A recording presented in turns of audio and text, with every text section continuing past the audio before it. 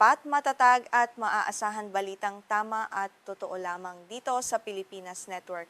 Magandang araw sa ating mga kababayan sa Pilipinas at sa buong mundo. Huwag kalimutang pusuan ang video, sumubaybay at pindutin ang batingaw upang lagi kayong updated sa balita. Simulan na natin. Isang mainit na balita mula sa Washington.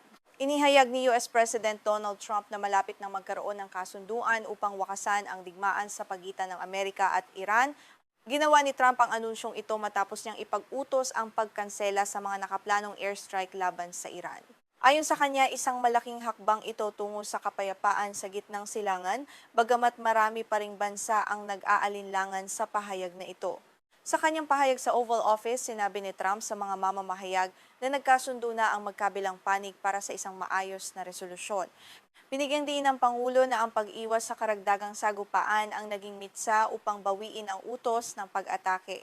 Gayunpaman ang mabilis sa pagbabagong ito sa desisyon ng Estados Unidos ay nagdulot ng gulat at samut-saring reaksyon mula sa mga mambabatas at mga eksperto sa buong mundo.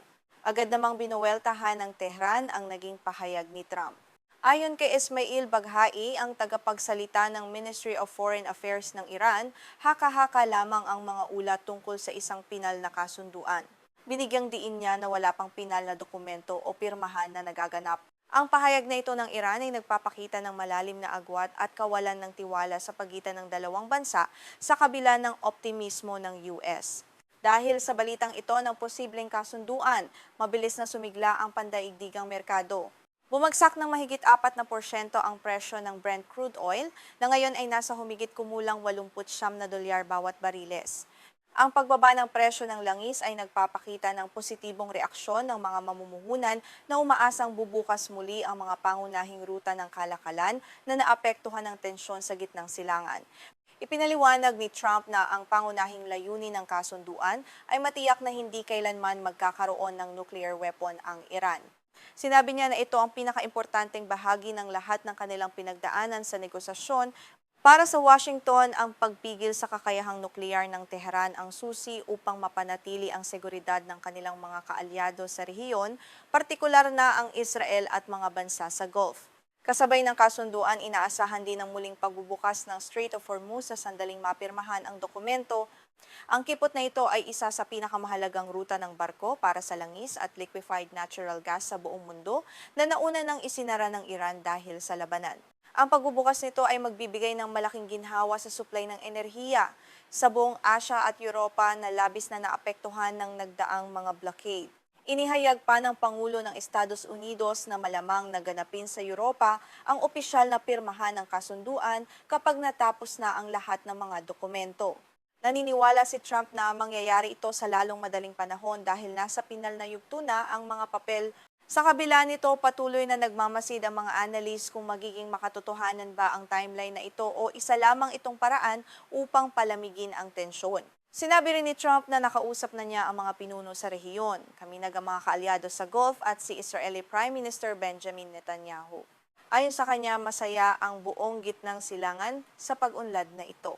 Gayunpaman, mabilis na nagpalabas ng pahayag ang tanggapan ng punong ministro ng Israel upang linawin ang kanilang posisyon at limitasyon sa ilalim ng tinatalakay na Memorandum of Understanding.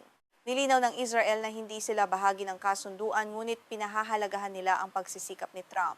Nais ng Israel na tiyakin na kasama sa pinal na kasunduan ang pagtanggal ng enriched materials, pagbuwag sa infrastruktura ng enrichment ng Iran, limitasyon sa produksyon ng mga missile, at ang paghinto ng suporta ng Tehran sa mga teroristang grupo sa rehiyon na direktang nagbabanta sa seguridad ng kanilang bansa.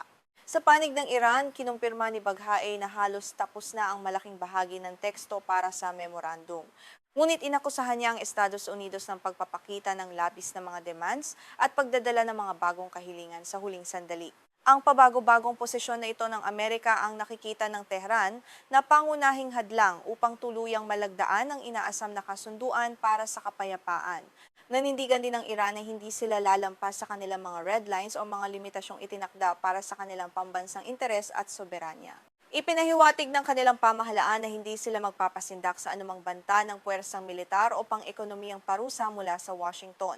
Ang matigas na tindig na ito ay nagpapakita na nananatiling maselan at delikado ang takbo ng mga huling negosasyon. Kapansin-pansin na bago ang anunsyong ito, nagbanta pa si Trump na tatamaan ng napakatindi ang Iran at binalak na agawin ang Kharg Island at iba pang infrastruktura ng langis.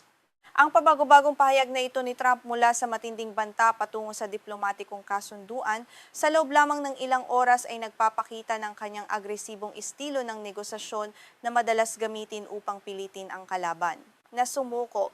Ang Kharg Island ay ang pangunahing terminal ng export ng langis ng Iran, kung saan halos 70% ng kanilang langis ay dumadaan dito. Dahil dito, nagbabala ang militar ng Iran ng mas matinding ganti kung itutuloy ng US ang pag-atake.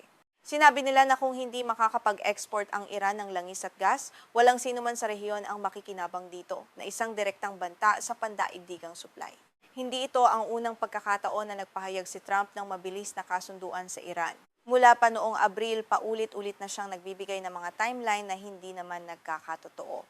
Noong Mayo, sinabi niyang tapos na ang labanan at malapit na ang pirmahan, ngunit kalaunan ay nagpahayag din siya ng kawalan ng kasiyahan sa mga tuntunin. Ang kasaysayang ito ang dahilan kung bakit marami ang nag-aalinlangan ngayon. Ang pinakahuling serye ng sagupaan ay nag-ugat matapos bumagsak ang isang Apache helicopter ng Estados Unidos sa Gulf noong Lunes. Nagdulot ito ng mabilis na palitan ng putok sa pagitan ng dalawang puwersa sa rehiyon.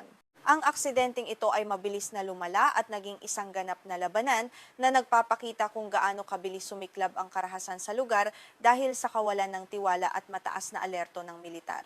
Kasunod nito, kinumpirma ng US Central Command na nagsagawa sila ng sunod-sunod na pag-atake sa mga military surveillance at radar sites sa Timog Iran.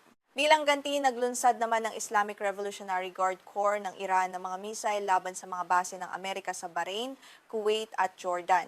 Ang palitang ito ng pag-atake ay nagdulot ng malaking pangamba sa posibilidad ng isang malawakang digmaan. Dahil sa mga ataking ito, isang 11 taong gulang na batang babae sa Bahrain ang nasugatan matapos ang pag-atake ng drone ng Iran, habang maraming kabahayan at sasakyan ang nawasak. Sa Jordan naman, binaril ng kanilang militar ang humigit kumulang 20 missile ng Iran, habang ang Kuwait ay napilitan ding harangan ang mga kaaway na target sa himpapawid upang maprotektahan ang kanilang teritoryo. Samantala, ipinatawag ng India ang isang senior diplomat ng Amerika matapos mamatay ang 3 marinong Indian sa isang pag-atake ng US sa Gulf of Oman. Inakusahan ng India ang Amerika ng paglabag sa blockade sa mga daungan ng Iran. Ang insidenteng ito ay nagdulot ng diplomatikong tensyon sa pagitan ng New Delhi at Washington habang patuloy na binabatikos ang marahas na hakbang ng US Navy sa karagatan. Sa kasalukuyan, umaabot na sa 9 na sasakyang pandagat ang pinaputukan ng puwersa ng Estados Unidos upang ipatupad ang kanilang blockade sa mga daungan ng Iran. Ang layunin ng blockade na ito ay pigilan ang pagpasok at paglabas ng mga barko upang limitahan ang kakayahan ng Tehran na kumita mula sa export ng langis. Ang marahas na estratehiyang ito ay patuloy na nagpapahirap sa ekonomiya ng rehiyon. Dahil sa lumalalang sitwasyon, nanawagan si UN Secretary General Antonio Guterres ng agarang paghinto sa labanan at pagbabalik sa ceasefire. Suportado rin ng mga bansang tulad ng Pakistan, Russia, China, Turkey, India at Saudi Arabia ang panawagang ito para sa de-escalation. Ang buong mundo ngayon ay naghihintay kung ang diplomatikong hakbang ni Trump ay magdadala nga ng tunay at permanenteng kapayapaan.